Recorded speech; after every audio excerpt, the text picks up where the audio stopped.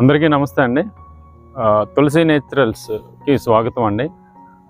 ఇది మా గో ఆధారిత ప్రకృతి వ్యవసాయం ద్వారా పండించేటటువంటి దేశవాళీ రకమైనటువంటి కాలాబట్టి అండి, బ్లాక్ రైస్.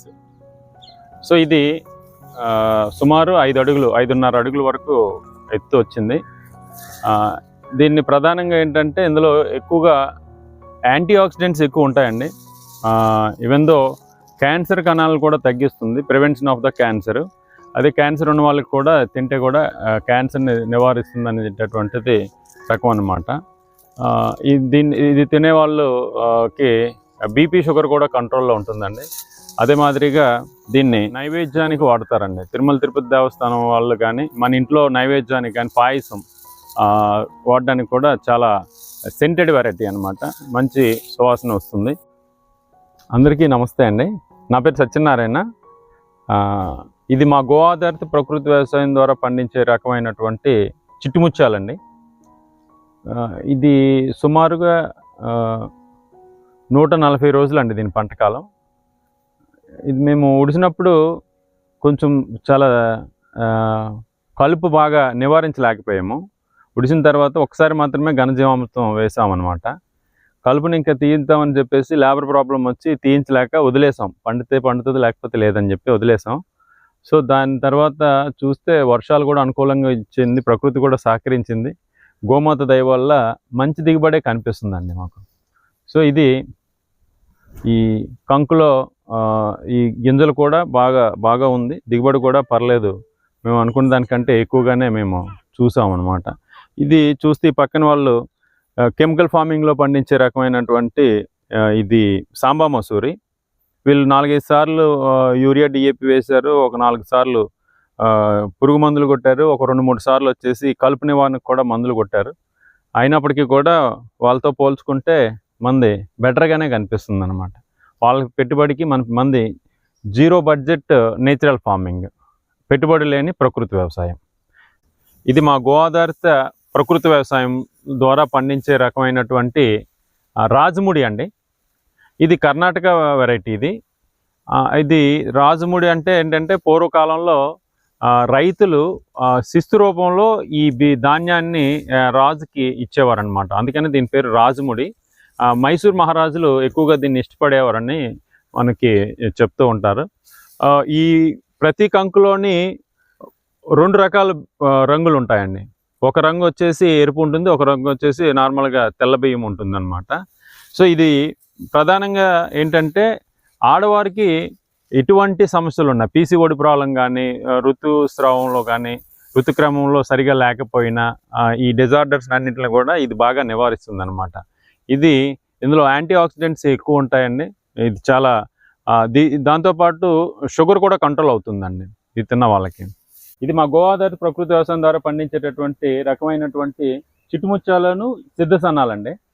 ఇది మేము ఎలా పండించాము, మా పక్కన ఉండేటటువంటి రైతు కూడా, ఈ పక్క పొలంలో ఉండే రైతు కూడా ఇక్కడే ఉన్నారు, వాళ్ళ ద్వారానే తెలుసుకుందాం మనం. నమస్తే అండి, నా పేరు పెంటకోట ప్రసాద్. మాది ఎల్కోట గ్రామం, ఎల్కోట రైతుని. నేను సుమారు 4 ఎకరాల వరకు సొంత పొలం, 2 ఎకరాలు కౌలు చేస్తున్నాను.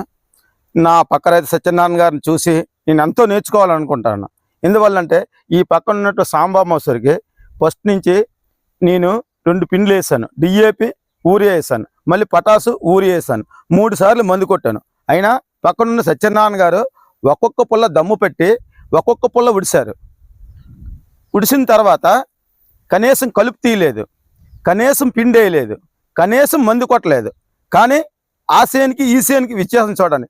ప్రకృతి వ్యవసాయం అంటే సత్యనారాయణ గారు చేసి చూపించారు. కానీ ఎరువులతో మందులతో మేము అది కాక ప్రతిసారి నీరు పెట్టాం. అయినా సత్యనారాయణ నీరు కూడా పెట్టడానికి రాలేదు. అయినా చాలా చక్కగా పండింది.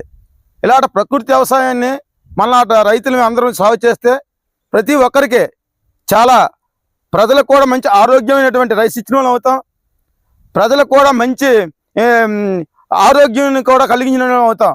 మందులతో ఎరువులతో భూమి పాడు చేస్తున్నాం. గడ్డి మందు కొట్టి గడ్డి లేకపోవడం వల్ల భూమిలో విపరీతమైనటువంటి ఇది అయిపోతుంది. కానీ ఎటువంటి మందు కొట్టలేదు, కలుపు కూడా మందు కొట్టలేదు సత్యనారాయణ గారు. ఆ రసంగా తీసుకొని ఇటువంటి పంట పండించాలని ప్రతి రైతుని కోరుకుంటున్నాను. సెలవు. జై గోమాత. సత్యనారాయణ గారు, లాస్ట్ టైము వర్షాలు పూర్తిగా లేవు, ఈ టైం వర్షాలు పడ్డాయి కాబట్టి మీరు ఇటువంటి వరి పెట్టినా మీరు నీరు కట్టకపోయినా పండింది. ఒకవేళ వర్షాలు లేకపోయి అనుకోండి, చెరువు నీరు లేకపోతే ఇది మరి పండాలంటే నీరు లేని పండదు కదండి సత్యనారాయణ గారు. అవును. దానికి మీ సందేశం ఏంటి సార్? ఇప్పుడు ఇదేంటంటే ఈ విత్తనం ఏంటంటే భగవంతుడు ఇచ్చింది. 5,000 సంవత్సరాల కిందటి నుంచి శ్రీకృష్ణ భగవాను టైం నుంచి ఉండేటటువంటి రకం. అప్పుడు ఎక్కడ ఈ డ్యాములు గానీ, అప్పుడు ఎక్కడ ఈ ఆయకట్లు ఎక్కడ ఉన్నాయి? ఇప్పుడు మోటార్లు, ఈ పంప్ సెట్లు ఇప్పుడు ఎక్కడ లేవు కదండి. వర్షాధారమే. 4 వర్షాలు పడితే పండే రకం అన్నమాట. ఇది మనం పండించేది కూడా 6 తడి పంటే.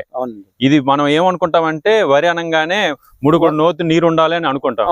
ఇంకొక రకం ఏంటంటే పూర్వం ఎవరు కూడా ఎటువంటి రసాయనాలు వాడేవారు కాదు. రసాయనాలు వాడడం వల్ల ఇప్పుడు మనకి ప్రతిదానికి మన పొలానికి నీరు అవసరం పడుతుంది. అంటే బిర్యానీ తినేవాడికి ఒక రకంగా దాహం వేస్తుంది, పెరుగన్నం తినేవాడికి ఒక రకంగా దాహం వేస్తుంది.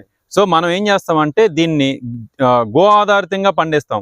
గోమయం, గోమూత్రం, వీటితో మనం ఏంటంటే పిచికారీ చేస్తాం. మనం ఏంటంటే జీవామృతం తయారు చేస్తాం, అలాగే ఘన జీవామృతం వేస్తాం, అలాగే పొల్లటి మజ్జిగ వేస్తాం. మొక్క కూడా నీరుని తాగదండి, నీరు తీసుకోదండి. ఎప్పుడు కూడా వేరు నుంచి ఎటువంటి ఆహారం తీసుకోదండి. అది సూర్యరశ్మి ద్వారా, పత్రహరితం ద్వారా తీసుకునేది తప్పితే అది 5% మాత్రమే భూమి నుంచి తీసుకునేది అనమాట. మిగతాదంతా కూడా 95% అంతా కూడా గాలి, మనకు వెలుతురు నుంచి తీసుకునేది మాత్రమేనండి. కానీ ఇప్పుడు సపోజ్ ఈ వరికి, చిట్టుముచ్చాల వరికి పురుగు వస్తే మీరు ఎటువంటి మందులు పిచికారీ చేస్తారండి? అంటే ఇప్పుడు రాలేదు ఆపి, ఒకవేళ వచ్చినట్టుంటే దీని మీద మీరు ఎటువంటి మందు కొడతారు? ఇప్పుడు ఏంటంటే ఇది ఎలా ఉంటదంటే శ్రీకృష్ణ భగవాన్ టైం నుంచి ఉండేటటువంటి రకం కాబట్టి పురుగు వచ్చినా దానికి తట్టుకునే శక్తి ఉంటుంది అనమాట. ఒకవేళ దానికి మించి వస్తే గనక మనం ఏంటంటే ద్రవ జీవామృతం వేస్తాము, అదే మాదిరిగా పొల్లటి మజ్జిగ వేస్తాము, అలాగే మనం దశపత్ర కషాయం అన్ని మనకు నేచర్ ఇచ్చే ప్రకృతిలోనే ఉన్నాయన్నమాట. దశపత్ర కషాయం చేస్తాము, నీమాస్త్రం ఉంటుంది. ఇవన్నీ కూడా మనం ఏంటంటే తయారు చేసి మనం వాటి మీద పిచికారీ చేస్తాము. ఆ పిచికారీ చేయడం వల్ల పురుగులు కూడా తగ్గుతాయి. దాంతో పాటు పత్రహరితం కూడా బాగా అభివృద్ధి చెందుతుంది. అలాగే మనకి ప్రకృతిలో ఉండేటటువంటి మట్టి, ఈ పొలంలో ఉండే మట్టి ఈ పొలంలో జల్లితే చాలు, అది దానికి సత్తువ చేస్తుంది. మట్టి ద్రావణం అందులోని మనం ఆముదం కలిపేసి చేస్తాము. అలాగే వేప నూనె స్ప్రే చేయొచ్చు. చాలా రకాలు ఉన్నాయి, కానీ మనం ఎటువంటి రకం వాడాల్సిన అవసరం లేదు. ఒక గో ఉంటే, ఒక దేశవాళీ ఆవు ఉంటే 30 ఎకరాలు పండించవచ్చు అనేటటువంటిది శ్రీ సుభాష్ పాలేకర్ గారి విధానం ద్వారా మనం నేర్చుకోవాల్సిన విషయం ఎంతైనా ఉందండి. పండించి విత్తనం శుద్ధి చేసి విత్తనం కట్టేవాడు. ఇప్పుడు ఏ రైతు విత్తనం కట్టట్లేదు. పండిన పంట అంతా నేరుగా మిల్లీలకు అమ్మేయడం, మళ్ళీ డిపార్ట్మెంట్ షోరూమ్కి వెళ్ళి, రైతు భరోసా కేంద్రంకి వెళ్ళి ఏదో సంశ్లేషించిన విత్తనం తప్ప ఇప్పుడు ఏ రైతు విత్తనం కట్టి రైతు విత్తనం శుద్ధి చేసి పండించే పరిస్థితి లేదండి. ఇప్పుడు అలా తయారు చేశారు మనల్ని కార్పొరేట్ కంపెనీ వాళ్ళు, మనకు అలా తయారు చేశారు. అది జీన్ మాడిఫైడ్, అది సైంటిస్ట్ సృష్టించింది కాబట్టి అది మళ్ళీ జర్మినేషన్ రాదు. మళ్ళీ మనం వాళ్ళ కంపెనీల చుట్టూ మనల్ని తిప్పించడానికి ఇది ఒక మన మీద జరిగేటటువంటి ఒక కుట్ర అనమాట. అందుకనే సుభాష్ పాలేకర్ గారి విధానంలో మనం ఆచరించాలంటే దేశవాళీ విత్తనాలనే మనం ప్రమోట్ చేయాలి, దేశవాళీ విత్తనాలనే పండించాలి. ఈ విత్తనం మళ్ళీ తరతరాలు, ఇప్పటి నుంచి కాదు, ఇది మన తాత తండ్రుల నుంచి కొన్ని వేల సంవత్సరాల నుంచి ఇదే విత్తనాన్ని మనం తయారు చేసుకోవడం అనేటటువంటిది ఇది జీవవైవిధ్యం అండి. జీవవైవిధ్యం ఉంది అందులోని మనల్ని దోచుకునేటటువంటి రకం అనమాట. సో అటువంటి వాటిని తినడం వల్ల మనకి రోగాలు వస్తున్నాయి. ఇటువంటివి తినడం వల్ల మనకుండే రోగాలు కూడా తగ్గుతాయి అనమాట. ఆహారమే ఔషధం అనే కాన్సెప్ట్తో శ్రీ సుభాష్ పాలేకర్ గారి విధానాన్ని మేము పాటిస్తున్నాము. సో ఆ రకంగానే మేము ఈ దేశవాళీ రకాలైనటువంటి 13 రకాలను మేము అభివృద్ధి చేసి ఈ ప్రాంతంలో ఉండేటటువంటి రైతులకి కూడా మేము విత్తనం కూడా ఇవ్వడానికి కూడా మేము రెడీగా ఉన్నామండి. వచ్చే సంవత్సరం నుంచి మీకు కూడా మేము విత్తనం ఇస్తాము. సో ఇది మమ్మల్ని ఫాలో అవుతారని కోరుకుంటున్నాం. చాలా సంతోషం సత్యనారాయణ గారు. మీ సూచనలు, మీ సలహాలు తప్పకుండా మేము పాటించి మీరు పండించినటువంటి ప్రకృతి వ్యవసాయం మేము కూడా పండించడానికి ఆసక్తిగా మేము ఎంతైనా కృషి చేస్తాం. నాతో ఉన్నటువంటి సోదర రైతుల్ని, నా పక్కనున్న రైతులు కూడా ప్రతి ఒక్కరు కూడా ఇలా ప్రకృతి వ్యవసాయం చేస్తే మనకు ఆరోగ్యంగా ఉంటాం. మన ఆరోగ్యం, మన పిల్లలు బాగుంటుంది, మన దేశం బాగుంటుంది, మన రాష్ట్రం బాగుంటుందని ప్రతి రైతు కూడా నేను చెప్పి మీలాంటి ప్రకృతి వ్యవసాయం చేయడానికి ఎంతైనా కృషి చేస్తానని చెప్తూ సెలవు తీసుకుంటున్నాను. ఇది 6 అడుగులు సుమారు వచ్చిందండి చిట్టుముచ్చాలు. 6 అడుగులు అంటే 6 అడుగులు గడ్డి పశువులకి తగ్గట్టుగా, ఆ పశువులకి దాని తాలూకా బరువుకు తగ్గట్టుగా ఆహారాన్ని దేవుడు ఇందులోనే సృష్టించాడు అనమాట. మన బరువుకు తగ్గట్టుగా ఇందులో ఉండే గింజలు మాత్రమే మనం తినాలి. ఈ గడ్డి అంతా కూడా పశువులకు ఉపయోగపడేది అనమాట. ఇప్పుడు పొట్టు రకాలు వచ్చాయి 2 అడుగులు 3 అడుగులు, అవి కూడా అందులోని మనం విపరీతమైనటువంటి కెమికల్స్ స్ప్రే చేస్తున్నాం. దానివల్ల ఏమవుతుందంటే అవి తిన్నటువంటి పశువులు కూడా గర్భధారణ వదిలేస్తున్నాయి అనమాట. వాటి వల్ల రోగాలు వస్తున్నాయి, ఎటువంటి ప్రాబ్లమ్స్ చాలా వస్తున్నాయి అనమాట. అలాగే పెసలు మినుముల్లో మనం విపరీతంగా స్ప్రే చేస్తాం. ఆ పెసలు మనం తినేసి ఆ తొక్కు అంతా కూడా మనం ఏం చేస్తున్నాం, పశువులకు వేస్తున్నాం. పశువులకు వేయడం వల్ల ఏంటంటే వాటికి రోగాలు రావడం, ఆ పశువులు గర్భాన్ని వదిలేయడం, మధ్యలోనే నెలలు పూర్తవకుండా అసలు గర్భధారణకు కూడా రాకుండా కూడా చాలా ప్రాబ్లమ్స్ రైతులు ఫేస్ చేస్తున్నారు అనమాట. సో దీని అంతటికీ కారణం ఏంటంటే సుభాష్ పాలేకర్ విధానాన్ని పాటించడమే. ఒక్క ఆవు ఉంటే 30 ఎకరాలు చేయొచ్చు అనేటటువంటి విధానం, 0 బడ్జెట్ నేచురల్ ఫార్మింగ్, పెట్టుబడి లేని ప్రకృతి వ్యవసాయం. మేము ఎటువంటి పెట్టుబడి పెట్టలేదు, ఉడిసాము అంతే, వదిలేసాం.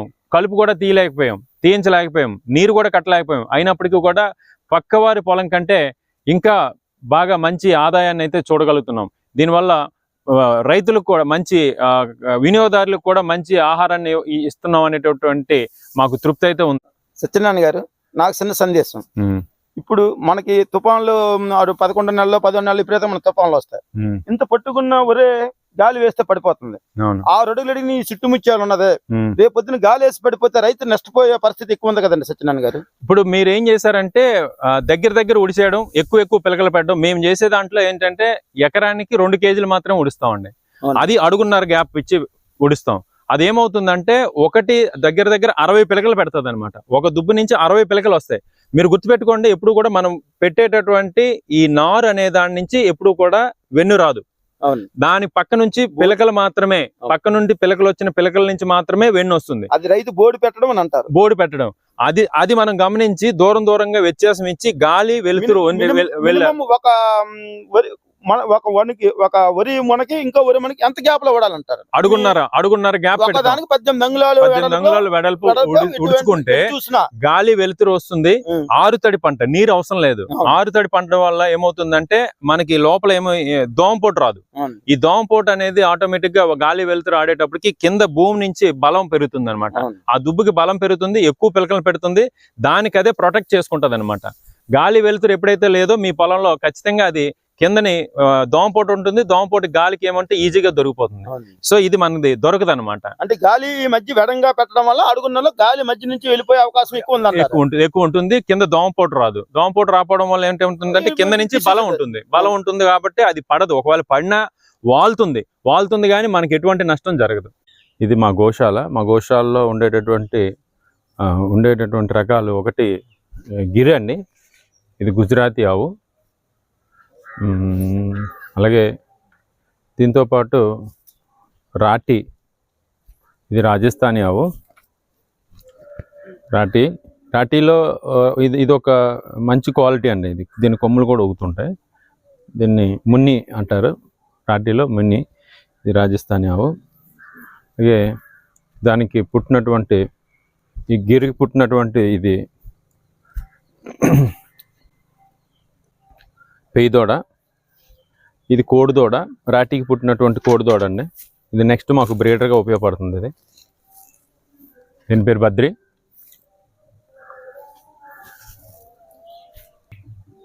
ఇది ఒంగోలు దోడకు పుట్టినటువంటి ఇది పెయ్యదోడ అండి. దీని పేరు చిట్టి. అలాగే ఇది మా ఒంగోలు